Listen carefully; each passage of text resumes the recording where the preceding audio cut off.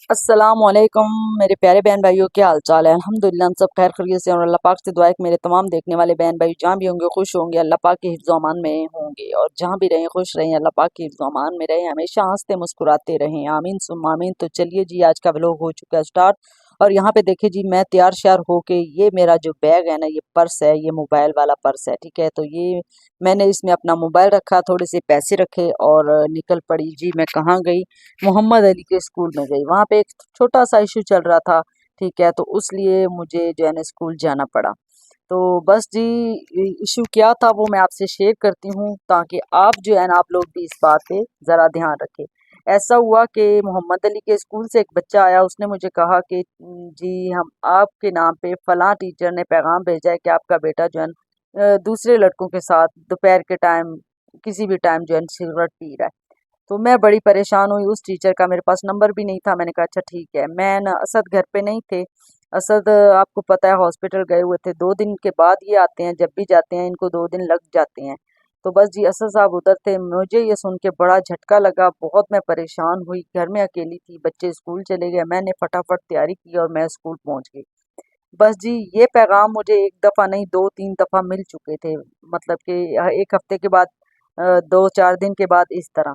तो मैं बड़ी परेशान हो रही थी क्योंकि असद भी नहीं थे। तो मैं फटाफट से तैयार होकर जब वहाँ पे पहुंची, स्कूल पहुंची मोहम्मद अली के, तो मैंने जो इनके प्रिंसिपल हैं उनसे बात की, जो हेडमास्टर हैं उनसे बात की। उसके बाद उन्होंने क्लास टीचर को बुलाया। मैं ऑफिस में ही बैठी रही, क्लास टीचर को बुलाया, क्लास टीचर से बात हुई।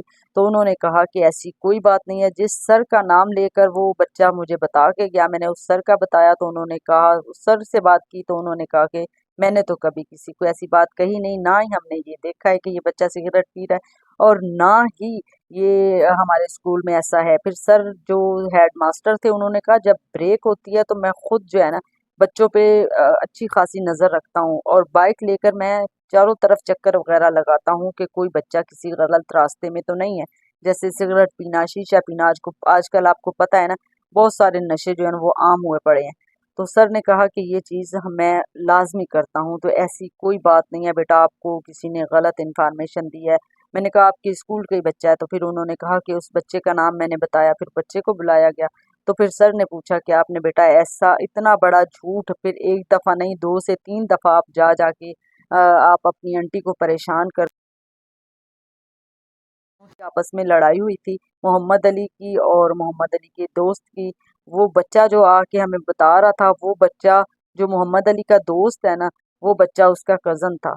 तो वो बस इस वजह से उसने आके इतना बड़ा मेरे आगे झूठ बोला। आप यकीन करें, मैंने जैसे ही सुना ना, ये बात सुनी, एक दफ़ा सुनी, तो मैं चुप हो गई। मैंने कहा अच्छा, मैं इसका नोटिस लूंगी। फिर जब दूसरी दफ़ा उसने आके मेरे आगे ये बात की कि आंटी ये मोहम्मद अली ना इस काम में है, तो मैं तो बड़ी परेशान हुई। मैंने क्या किया, मोहम्मद अली घर पे नहीं थे। ये जब घर पे आए मदरसे से छुट्टी पढ़ के शाम को, मैंने इसको खाना दिया, खाना खा लिया। खा के फिर मैंने इसकी अच्छी खासी धुलाई की। इतना मैंने इसको मारा, आप यकीन करें ये सारी रात सोया नहीं, इतना मैंने इसको मारा। इसने मुझे यही कहा कि मेरे से जो मर्जी है कसम ले लो, मैंने जो है ना सिगरेट नहीं पिया, कभी भी नहीं पिया, कभी देखा भी नहीं है।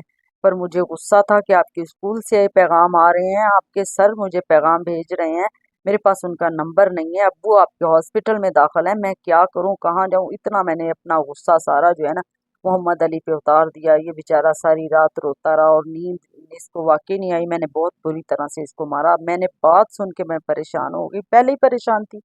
तो जैसे फिर मोहम्मद अली से उस बच्चे से मालूम हुआ ना कि ये उसने झूठ बोला है, तो जो हेड मास्टर थे ना, उन्होंने फिर उस बच्चे को अच्छा खासा डांटा और कहा कि आइंदा से ऐसी हरकत नहीं करनी। अब ये देखें, यहाँ पे एक छोटा सा मैं आपको सबक देती चलूँ, बताती चलूँ, जो मैंने मेरे साथ प्रैक्टिकल हुआ है, कि किसी की बात सुनकर ना आप अपने बच्चे को कभी नहीं मारें, ठीक है।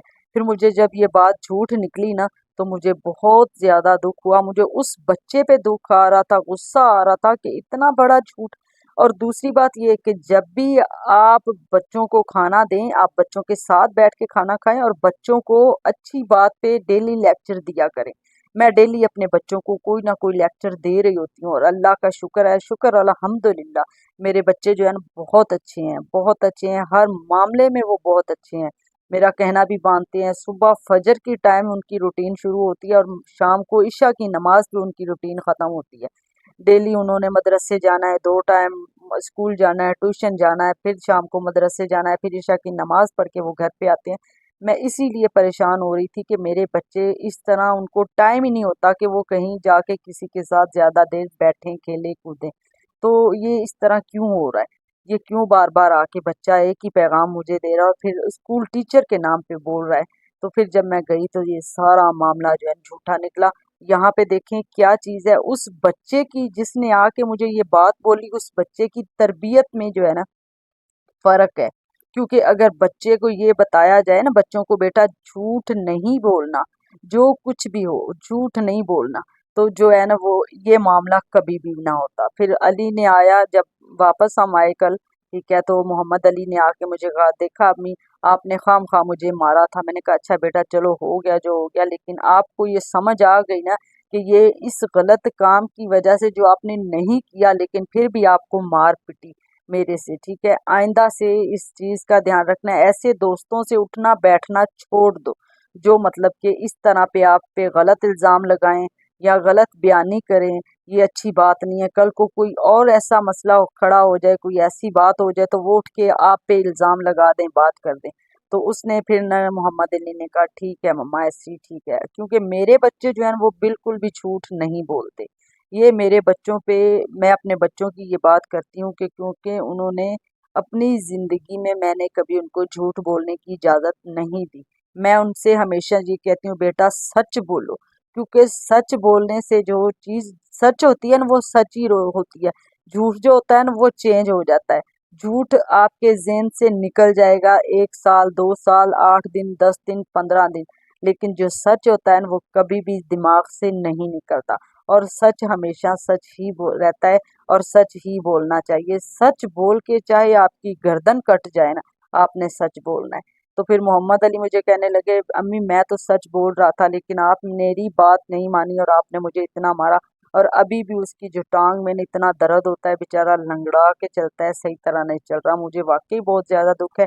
میں یہاں پہ آپ کو یہ پیغام دینا چاہوں گی کہ کوئی ایسی ویسی بات آپ کے بچوں کے بارے میں کوئی کہے تو پہلے آپ اس کی تحقیق کریں، اس کے کیا یہ بات سچی ہے، اس کے بعد بچوں کی پٹائی لگائیں. میری طرح پہلے نہیں لگا دے. ٹھیک ہے، اوکے جی، اللہ حافظ. پاکستان زندہ باد. کل ملیں گے.